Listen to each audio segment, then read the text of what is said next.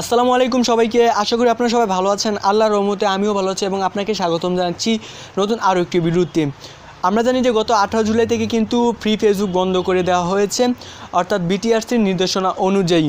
তো আজকের এই ভিডিওতে মূলত আমি আপনাদের সাথে এয়ারটেল একটি অফার শেয়ার করতে চলেছি, যে অফারটার মাধ্যমে কিন্তু আপনি পুরো 1 মাস মেয়াদে 1 জিবি পেয়ে যাবেন মাত্র 12 টাকায়, এবং এটা দিয়ে আপনি কিন্তু ফেসবুক ইউজ করতে পারবেন। আর সবচেয়ে বড় কথা হচ্ছে এই এমবি দিয়ে কিন্তু আপনারা চাইলে ভিডিও দেখতে পারেন, সেক্ষেত্রে আপনার ডাটা চার্জ অবশ্যই লাগবে। তো এই 12 টাকা 1 জিবি পেতে হলে, 1 মাস মেয়াদে পেতে হলে আপনাকে যা করতে হবে 12 টাকা রিচার্জ করতে হবে আপনার এয়ারটেল সিমে।